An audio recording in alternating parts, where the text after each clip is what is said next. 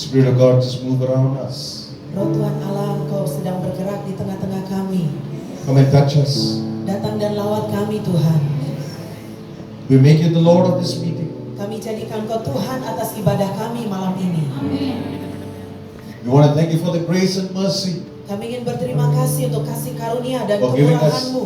for giving us a privilege to sit in your presence. Untuk Engkau telah memberikan kami kesempatan istimewa boleh duduk dalam hadirat-Mu. While the world is going through a chaos, Sementara dunia hari-hari ini sedang mengalami kekacauan, you have given us an opportunity to rest in your presence. Engkau telah memberikan kami kesempatan, kami boleh beristirahat, lega di dalam hadirat-Mu. And therefore I declare in your presence, Karena itu Tuhan, aku mau deklarasikan di dalam hadirat-Mu. there is love, Ada kasih, there's joy, ada sukacita, there's peace, ada damai there's sejahtera, salvation, ada keselamatan, there's blessings, ada there's berkat-berkat, miracles, ada mujizat, there is deliverance, ada kelepasan, there's restoration. ada pemulihan. And in the name of Jesus, Di dalam nama I Yesus. declare liberty.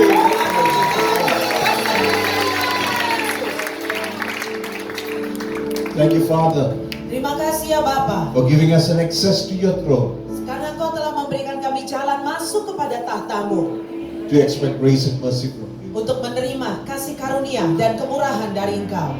Speak to us, Bicaralah kepada kami ya Bapa. empower us, Perlengkapi kami dengan so kuasa-Mu that we can do your perfect will. supaya kami boleh melakukan pekerjaan-Mu Tuhan. In Jesus' mighty Di name. dalam nama Yesus yang And all dahsyat. God's people say Dan semua together. umat Tuhan sama-sama katakan. Please be seated. Silakan.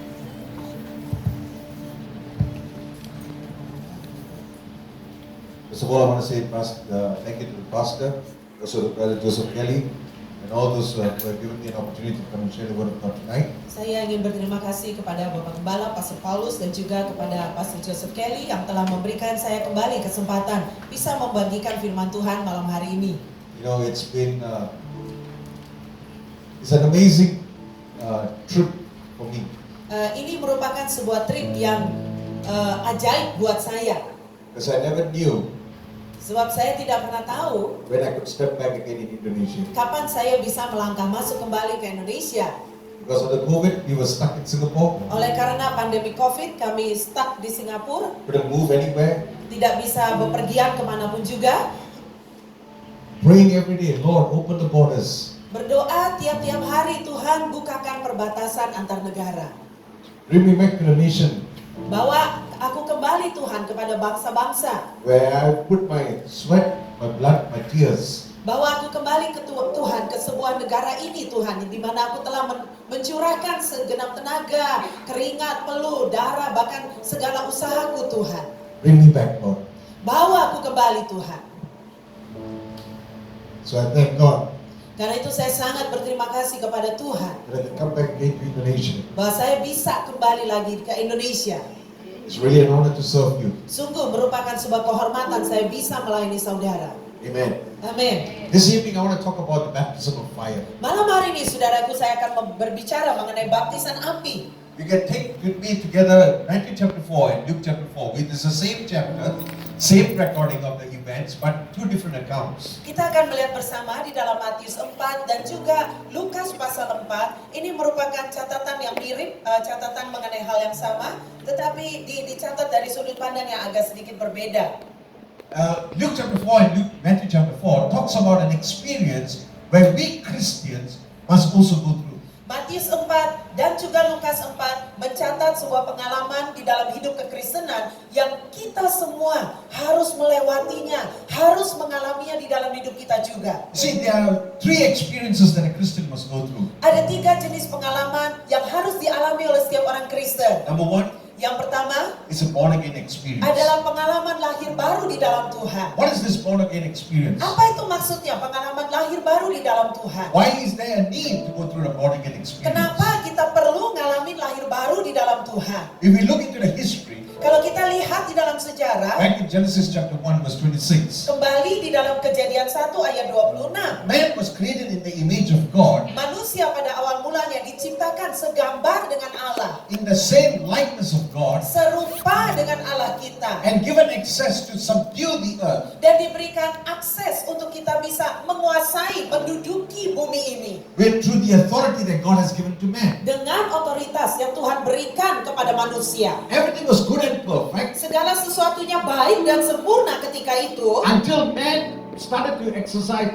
his willpower, sampai di suatu saat manusia mulai mempraktekkan kekuatannya yang memiliki kehendak. and that became the point where everything changed in this world. Di titik itulah segala sesuatunya berubah di dunia ini. Because of his choice to disobey God, Oleh karena pilihan manusia untuk tidak taat kepada Allah ketika itu, man could no more have a relationship with God. akibatnya manusia tidak bisa lagi memiliki hubungan dengan Allah He secara lost the langsung. image of God. Manusia ketika itu kehilangan gambar Allah. He could not put himself into the same likeness of God. Manusia ketika itu tidak lagi memiliki keserupaan dengan Allah. God is love. Allah itu kasih. But after man sinned, man could not have the same love same as God. Tetapi setelah manusia berdosa dan jatuh di dalam dosa, manusia tidak lagi sanggup memiliki kasih seperti yang dimiliki oleh Allah. God is generous. Allah itu murah hati. But man after sin became selfish. Tetapi setelah jatuh dalam dosa, manusia menjadi egois. So this born again experience is to change the heart of a man Sehingga pengalaman lahir baru ini adalah untuk mengubahkan hati manusia back to have a relationship with the living God. kembali kita memiliki hubungan dengan Allah. And today all of you here, I believe, are born again. Hari ini, saudara semua, saya percaya Anda pernah mengalami lahir baru di dalam Tuhan. Amen. Amin. The next experience that every Christian must have is to be baptized in the Holy Spirit. Pengalaman berikutnya yang harus dialami oleh setiap orang Kristen adalah mengalami baptisan Roh Kudus. Now, many people say that sign of being baptized in the Holy Spirit is speaking in tongues. Ada begitu banyak yang menyatakan bahwa tanda seseorang telah dibaptis dalam Roh Kudus adalah berbahasa lidah atau berbahasa roh. But I believe it is more than just speaking in tongues. Saya yakin, saudaraku, tanda baptisan kita, tanda kita telah dibaptis dalam Roh Kudus lebih dari sekedar hanya berbahasa lidah saja. Truly, a person who's baptized in the Spirit of God Seseorang yang telah betul-betul ditenggelamkan, dibaptis di dalam Roh Allah, will have the same agape love as Jesus Christ. akan bisa memiliki kasih agape yang sama seperti yang Yesus miliki. He who is willing to go an extra mile for what he is supposed to do. Yaitu orang ini akan rela berangkat jalan lebih jauh, melakukan lebih banyak dari yang seharusnya. Ready to give his life for another friend. Siap untuk mempertaruhkan hidupnya demi teman-temannya, demi sahabatnya. A love that is unconditional. Sebuah kasih yang tanpa syarat. Hallelujah. Haleluya. That is just the baptism of the Holy Spirit. Dan ini berbicara mengenai baptisan Roh Kudus. But in Matthew chapter 3, John says, He will baptize you who is coming again. He will baptize you not only in the Spirit and the water, but He will baptize you in the fire. Tetapi kemudian di dalam Matius pasal 3, Yohanes Pembaptis menyatakan bahwa dia yang akan datang setelah aku ini, dia tidak hanya akan membaptiskan engkau dengan air, tetapi dengan api juga. What is this baptism of fire? That the third experience Christians must Maaf, come dia in. tidak hanya akan membaptiskan dengan Roh Kudus, tapi dengan api juga. Apakah yang dimaksud sebagai baptisan api ini? This is what I want to share with you today, tonight. Dan ini yang ingin saya bagikan untuk kita semua malam hari ini. This is the key for the church given by Jesus Christ, set a pattern how to overcome this world. Baptisan api ini adalah kunci yang sudah Yesus berikan bagi gerejanya, sebuah pola yang sudah Yesus berikan bagi gerejanya.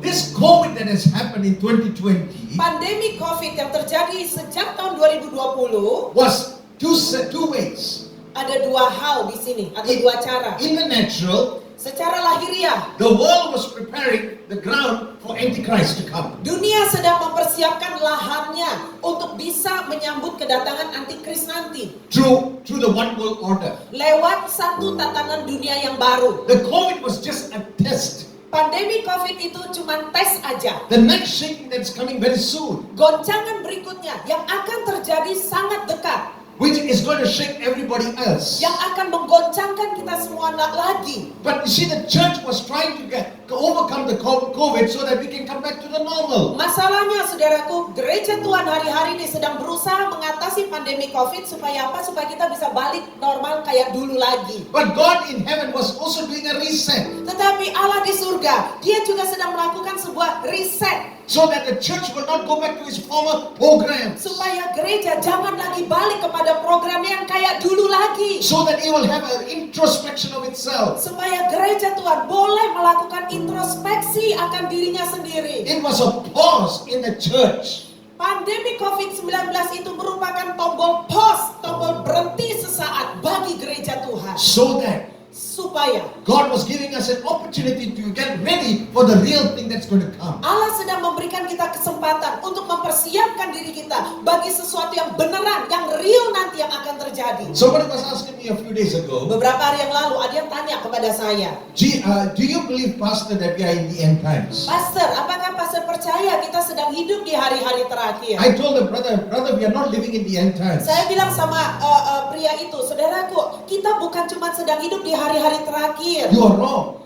Engkau salah. We are living in the end of the end times. Kita sedang hidup di ujung dari hari-hari terakhir. Every sign that is taking place in the world is only coming to a place where it is that Jesus is coming quicker and quicker and quicker. Segala tanda-tanda yang kita lihat di dunia hari-hari ini hanyalah menunjukkan kepada kita sangat jelas bahwa kedatangan Yesus makin dekat, dan makin dekat lagi. Hallelujah. Haleluya. That's the good news for us. Saudaraku, ini berita baik buat kita. And I believe if I ask everybody, are you ready to go to heaven? Surely everybody will say, I am ready to go to Saya heaven. yakin kalau malam hari ini saya bertanya kepada saudara semua, apakah engkau siap untuk masuk ke surga atau pergi ke surga? Saya yakin hampir semuanya akan angkat tangan dan berkata, ya, saya siap pergi ke surga. But the truth is, Tapi kebenarannya adalah we have not even started what the world was supposed to see. kita bahkan masih belum memulai melakukan sesuatu yang mestinya dilihat oleh dunia. Everybody is saying revival, revival, revival. Semua orang dengan semangat berkata kebangunan rohani, kebangunan rohani.